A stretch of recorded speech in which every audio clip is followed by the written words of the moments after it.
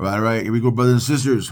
We're in Ecclesiastes 3 today. I'm taking a break from Genesis again because I'm having a hard time piecing together what needs to be said about Abimelech and a lack of faith, on Abraham's side now, But a quick rundown.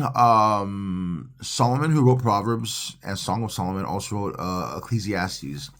And this portion of, actually, the book of Ecclesiastes is written by Solomon in a backslidden state. So I encourage you to look it up, do your homework on that, be a Berean, and get a better this way you can have a better understanding of where this portion of scripture is coming from. Okay, but chapter 3 is what the Lord told me to read today, and I see why. Why so now? You know what I'm saying? Here we go. He says here in verses 1 through 8. I love. He says, "For everything there is a season, a time for every activity under the sun.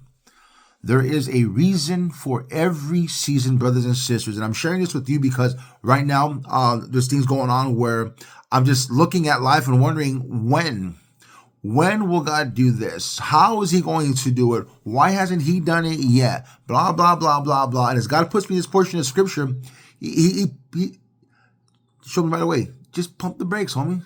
Just buckle up and go for the ride. So he says, "For everything there is a season, a time for every activity under the sun. A time to be born, a time to die. A time to plant and a time to harvest. A time to kill and a time to heal. A time to tear down and a time to build up. A time to cry and a time to laugh. A time to grieve and a time to dance. A time to scatter stones and a time to gather stones. A time to embrace and a time to turn away from embracing. A time to search and a time to quit searching. A time to keep and a time to throw away. A time to tear and a time to mend. A time to be quiet and a time to speak. A time to love and a time to hate. A time for war and a time for peace. There is a time for everything. God's timing is key. Nothing premature comes to full growth. There's always going to be something wrong with it. Think of a child. Instead of being a full term 9 months and they come out 8 months, they're going to be okay. But they're going to have jaundice. They're going to be in an incubator. There's things that they're not completely healthy. They're going to need some more help and assistance to get to a point where they need to be self-sustaining, to be at full potential. And I encourage you, again, be a Berean. Go through a time to and a time to, and you're going to see that what Solomon is talking about are different aspects of life. You see what I'm saying? Some are about war, some are about life, some about love. It's just, and it'll pertain to you wherever you're at. It'll meet you where you're at, pertain to you. But then he goes on to say, after all these times, he says this, verse 11, "Yet God has made everything beautiful for its own time." And I looked at all the different NIV version, NLT, ESV, the GOV version, the New King James version. I looked through all of them, and all of them said the same thing. That God has made everything beautiful in his time. Everything. Even that caterpillar, that funky little, stinky little caterpillar, in due time, turns into a butterfly. That ugly baby that was born, and say, they're not all pretty, bro. Come on, let's be real. Some of them ugly. I've seen their parents. I'm gonna hear that one. When they get older, they become beautiful.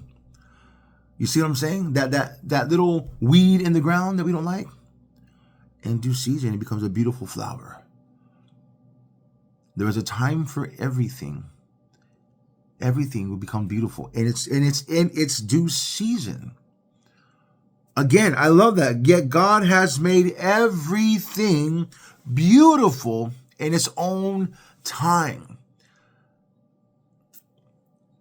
Just give it time and understand what season you're in and apply what God has given you in the spirit to that season.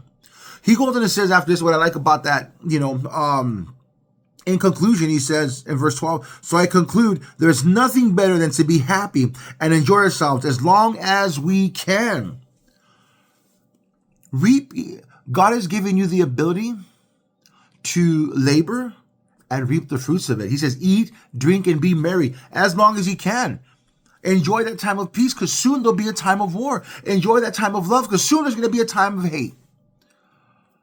Know what season you're in and enjoy that season. He's also saying here, that we need to learn to enjoy life more and spend less time and energy trying to figure it out.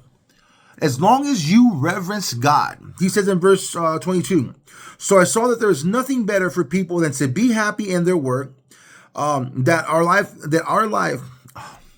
is our lot in life, and no one can bring us back to see whatever. Oh, no, not right there. Oh man, I dropped the ball on that one. Anyway, there's a portion of scripture in here in this chapter where he's saying, man, just fear God. And as long as you fear God, you will enjoy life in every season. In every season. And I sit here and thinking this morning, why certain things haven't happened. And I'm seeing friends just die. Another good brother died. That's already 6 brothers since January. Good men have just died. He hung himself, man. Another one drowned, or they drowned him. Another one just went to sleep and never woke up. People are dropping like flies. And it's just, I wonder, Lord, here I am, a father of 5 and a grandfather of 3, and my son's best friends and his wife, both of his friends, their fathers died, and they were good men of God. My daughter-in-law's father died, a good man of God, and I'm all jacked up and messed up. Divorced, single, living, it's just, and yet I'm alive. And I ask God, Lord, why am I here? For what? What's with this season? What are we doing? And God just keeps telling me, remain steadfast. He keeps telling me, David, enjoy the life you got as a free man. You're sober, single, and spirit-filled. I took them home for a reason. You just do you. Fear me. Love the word. Serve others. Reap the fruits of your labors. Enjoy this time of peace, because soon there'll be a time of war. Brothers and sisters, I might be rambling on, and I'm sorry, but it really resonates heavy with me this morning. Again, there's a time for everything under heaven. There's a reason for every season. Ask God, what season am I in? What's this time for? It might be a time to embrace, time to love, or time to stop loving. I don't know where you're at, but for me, God told me it's a time of peace, because war's coming. And I'm like, okay, I'm still alive. It's a time to live then. But how do we do that? Just stop trying to figure out life, David, and enjoy the fruits of my labor. Fear God, love your family, and live as peaceful as you can. As much as depends on you, do the best you can to live at peace with others. Brothers and sisters, I love you much. I love you all. Peace be with you. May the joy of the Lord be your strength. Remember, choose wisdom over the world. God bless.